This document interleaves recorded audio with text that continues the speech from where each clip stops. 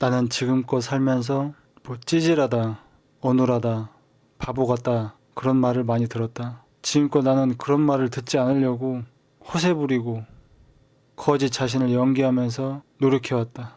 그런데 나의 어떤 찌질, 어눌함, 바보의 어떤 이런 특성들은 그런다고 해서 없어지지 않는 것 같다. 그리고 오히려 나의 그런 특성들을 억누르려고 하면 할수록 더 스트레스 받았다. 사실 찌질, 어눌, 바보라는 말은 이 사회의 기준이고 타인의 평가지 그게 어떤 나의 진정한 모습을 말해준다고 말할 수는 없는 것 같다. 이 사회에는 인정할 수 있는 사람과 인정할 수 없는 사람이 나눠져 있는데 난 대체로 내 인생을 돌아보면 인정받을 수 없는 그 부류에 속했던 것 같다. 인정받을 수 있는 사람이란 우리 사회에서는 뭐 어디 가서나 자신감 넘치고 밝고 외향적이고 쾌활하고 어디서든 자신의 의견을 주장하고 어딜 가나 분위기를 좌지우지하고 어디서나 중심이고 머리가 똑똑하고 말 잘하고 인간관계도 좋고 뭐 이런 특성을 가지고 있는 사람이지 않을까 싶다. 뭐 이런 사람이라면 어딜 가서나 뭐 비난받는다거나 낮게 평가받는 일은 없을 것이다. 우리 사회에서는. 하지만 나는 그것과는 반대의 성향을 갖고 있다. 내향적이고 소심하다. 우울증도 겪어서 병원도 오래 다녀봤고 약도 먹었고 또 요즘도 하루에도 죽고 싶을 때가 한두 번이 아니다. 나는 인간관계가 많이 두려운 사람이다. 사람들과 같이 있는 게 불편하고 왠지 사람들이 나를 비난할 것 같고 내가 뭔가 항상 잘못하는 것 같고 결국엔 사람들이 날 싫어할 것만 같고 나라는 사람의 실체가 알려지면 사람들은 나를 싫어하고 미워할 것 같은 항상 그런 기분을 갖고 살아간다. 그러다 보니 내가 사람들과 어울리기 위해서는 항상 상대보다 날 낮추고 상대방의 비위를 맞추는 식으로 그렇게 살아가는 타입이다. 내 감정을 철저히 숨긴다. 내 감정을 드러내서는 다른 사람과 대립하거나 다른 사람에게 상처 준다거나 무시당할 수 있다는 그런 나만의 망상이 있기 때문에 차라리 그럴 바에는 혼자 있는 게 좋다. 사람이 싫다. 사람과 같이 있을 땐 늘 불안하고 긴장된다. 그래서 늘 말도 어눌하고 버림받을까봐 두려워서 감정 표현도 안 한다. 그러다 보니 현실에 무감각하다. 오로지 나를 방어하는 것, 사람들 나를 어떻게 볼까 그것만 생각하지 상대가 어떤 사람인지 지금 내가 처한 이 현실, 이 상황이 어떤 상황인지 그거에 대해서는 많이 무디다. 그래서 바보란 소리도 많이 들어왔다. 늘 무시당하는 게 익숙하다. 물론 내가 이런 성격이 된 데에는 다 이유가 있다. 내가 찌질하고 어눌하고 바보 같고 뭐 찐따 같고 아싸의 성향을 가지고 있고 소심하고 내가 이렇게 된 데에는 다 이유가 있다. 내가 자란 환경, 내가 가진 천성적인 소질, 내가 지금까지 만나온 사람들, 인간관계, 내가 태어난 그 운명, 그 모든 것들이 오늘의 나를 만들어 왔던 것이다. 나뿐만 아니라 누구나 다 마찬가지일 거다. 다 각자 자기만의 성격이 있고 또 결함이 있고 또 장점이 있고 또 그 사람이 그렇게 된 데에는 다 이유가 있다. 근데 일반적으로 사람들은 그 사람의 겉모습만 보고 저 사람은 아싸야 그냥 라고 판단해버린다. 아싸들은 기본적으로 갖고 있는 마음의 그 감정들을 견디느라 안 그래도 힘겨운데 또 사람들이 그런 나를 보고 비판하니까 그런 성격을 감추고 마치 정상인처럼 인싸처럼 연기까지 하느라 스트레스가 이만저만이 아니다. 왜 나를 감춰야 될까? 내가 나인 것은 다 이유가 있고 장점도 있다. 왜 내 성격은 비난받고 환영받지 못해야 한다는 그런 강박관념을 갖고 있을까? 물론 내가 내 자신을 드러낸다고 해서 반드시 사람들이 싫어할 거라고 생각하는 것은 그것도 좀 물론 내 성격을 내가 감추지 않고 드러낸다고 해서 사람들이 반드시 날 싫어할 거야 라고 단정 짓는 것도 문제가 있다. 하지만 내가 받아온 트라우마, 내가 겪었던 그 기억에 동결된 공포, 우리 부모님과의 관계, 내가 속했던 어떤 그 인간관계 속에서의 경험들을 봤을 때 대체로 나 같은 스타일은 환영받지 못한다. 그래서 늘 나는 내 스스로에 대한 열등감에 시달렸고 안 그래도 소심한데 더 소심해지는, 근데 이런 소심한 것과 달리 사람들 앞에서는 대범한 척하는, 그래서 스트레스가 2배, 3배가 더 가중되는 그런 삶을 살아온 것이다. 세상에는 흑인과 백인이 있듯이 성격도 다 각자 그냥 다른 종류의 사람들이 있는 것이다. 외향적인 사람, 혼자 시간 보내길 좋아하는 사람, 자라온 환경 때문에 불안과 긴장하는 사람, 여러 사람이 있는 것이다. 만약에 찌질하다, 어눌하다, 바보 같다, 그것이 그냥 그런 사람이 있네, 전 잘못된 게 아니고 그냥 그런 사람이 있는 거야 라고 받아들이는 이 사회 분위기가 있었다면 내가 굳이 나의 성격 때문에 열등감을 갖고 스트레스를 받았을까 하는 의문이 있다. 물론 나에게 분명히 심리적인 문제가 있다는 것은 사실이다. 그러나 심리적인 문제가 없는 사람은 없다. 물론 내가 다른 사람에 비해서 심리적인 문제가 더 심할 수는 있다. 그렇지만 우리가 감기 환자나 또 암 환자나 다리가 부러진 골절 환자나 그런 사람들에 대해서 우리가 특별히 넌 나빴어, 넌 싫어, 너는 문제가 많아, 넌 사회에서 매장돼야 돼, 그런 생각을 갖고 있는 것은 아니다. 근데 나와 같은 성격을 가진 사람들은 늘 그런 불안감에 시달린다. 어디서나 뭔가 나는 항상 잘못된 사람 같고 내 자신을 자유롭게 펼치지를 못한다. 나 소심하고 내성적인 사람이에요.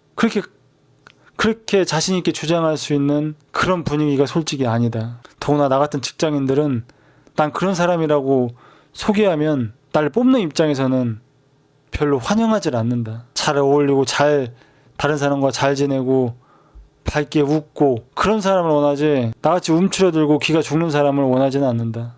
분명히 나에게는 마음의 문제가 있다. 그러나 이런 사람도 하나의 사회 구성원으로서 받아들여주는 분위기가 있다면 그냥 나 같은 사람들이 자살을 생각한다거나 대인기피증에 빠진다거나 사람 만나는 걸 두려워한다거나 그렇지는 않을 것이다. 하지만 남 탓만 해서는 변화가 되기 어렵다. 다른 사람들의 생각이 잘못된 거야. 다른 사람 생각을 바꿔야 돼. 물론 다른 사람들 생각이 잘못됐다. 찌질한 사람들을 나쁘게 바라보는 것, 그것은 잘못된 편견이다. 찌질한 사람을 좋게도 바라볼 수 있고 그냥 내 옆에 있는 친구처럼 바라볼 수도 있는 건데 굳이 그 사람을 차별하고 소외시킬 필요는 없는 것이다. 하지만 그렇다고 해서 이 현실을 어떻게 뒤바꾼다거나 사람들의 생각들을 다 확 바꿔버린다거나 또 그런 관점은 옳지 못하다. 그거는 내 스스로는 변할 생각을 하지 않고 남 탓만 하고 남에게 책임을 전가하는 것이기 때문이다. 심리적으로 말하면 그것은 퇴행 욕구고 신경증적 요구이다. 내가 말하는 찌질 혁명이라는 것은 다른 사람의 생각을 바꾸기 위한 노력이 아니다. 자신의 마음을 바꾸기 위한 노력이다. 스스로를 긍정적으로 보기 위한 노력이다. 잘못된 주위 사람들의 편견 때문에 자살이나 우울증과 같은 그런 고통받는 사람이 없었으면 하는 바람이 담긴 혁명이다. 다른 사람이 인정해주지 않아도 잘 살아갈 수 있다. 근데 찌질한 사람들은 다른 사람이 인정해줘야만 잘 살아갈 수 있다고 착각한다. 다른 사람의 생각을 바꿀 필요는 없다. 내 마음을 바꾸면 된다. 나 찌질하다, 나 어눌하다, 나 바보 같다, 이렇게 된 데는 다 이유가 있다. 하지만 이런 마음의 고통에도 지금껏 나름 잘 살아왔다. 죽지 않고. 그리고 내 인생에는 행복한 요소들이 많이 있다. 찌질한 사람도 행복하게 자신감 갖고 잘 살아갈 수 있다. 찌질한 사람은 그냥 한 종류의 인간일 뿐이다. 찌질 혁명이란 나는 이런 사람이다 라고 선언하는 것이다. 찌질 혁명이란 나는 이런 사람입니다 라고 선언하는 것이다. 찌질해도 어눌해도 바보여도 행복하게 자신감을 갖고 잘 살아갈 수 있다.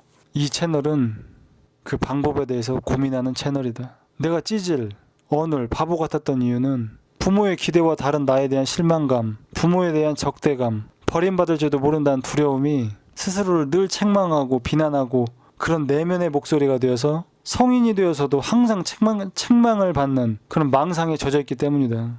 그래서 무슨 말이나 행동을 할 때 왠지 사람들이 날 비난할 것 같은 기분이 들어서 불안하고 긴장하게 되고 그렇게 스스로를 절제하게 되다 보니까 자신의 솔직한 감정에 대한 확신이 없고 남들이 볼 때는 찌질하고 어눌하고 바보처럼 보이는 것이다. 이렇게 찌질하고 어눌하고 바보 같은 유형의 인간은 자신의 솔직한 감정들을 이 무의식 속에 억누르고 있다. 분노, 공포, 외로움, 이런 감정들을 표출하지 못하고 억누르고 있는 것이다. 그래서 이런 사람을 억제형 인간이라고 한다. 이런 나 같은 억제형 인간이 행복해지려면, 자신감을 가지려면 첫째, 자기 이외의 문제에 흥미와 관심을 가져야 된다. 억제형 인간은 너무 자기 자신에게만 함몰되어 있기 때문에 그 자기 집착에서 벗어나서 새로운 것에 관심을 기울이고 새로운 것을 발견하는 재미를 느껴야 행복해질 수 있다. 둘째, 억지형 인간은 모든 걸 당연하다고 생각하는 욕구에 지배당하고 있기 때문에 당연하다고 여기는 게 아니라 감사하다고 여기는 훈련을 해야 된다. 평범한 일상생활, 나에게 주어진 많은 것들, 소소한 기쁨, 작은 것들, 눈에 보이지 않는 것들, 사소한 것들, 그런 것들에 대해서 만족하고 감사하지 않으면 행복하기가 어렵다. 셋째, 스스로에게 너그러워져야 된다. 억지형 인간은 스스로를 너무 과하게 비난하고 뭘 하든 책망하고 뭘 하든 스스로에 대한 평가가 매우 낮다. 그래서 자동적으로 스스로를 억제하게 되는 것이다. 그리고 넷째, 앞에서 말한 이 세 가지가 이루어지려면은 이게 돼야 되는데 마음속에 감추어진 분노, 증오, 이 미움의 감정이 있으면 앞에 있는 세 가지가 이루어지기 어렵다. 아무리 감사하려고 해도, 아무리 자기 이외의 문제에 흥미와 관심을 가지려고 해도, 평범한 일상생활에 감사하려고 해도, 스스로에게 너그러워지려고 해도 내 안에 미움의 감정이 있는 이상 그렇게 하기가 보통 어려운 일이 아니다.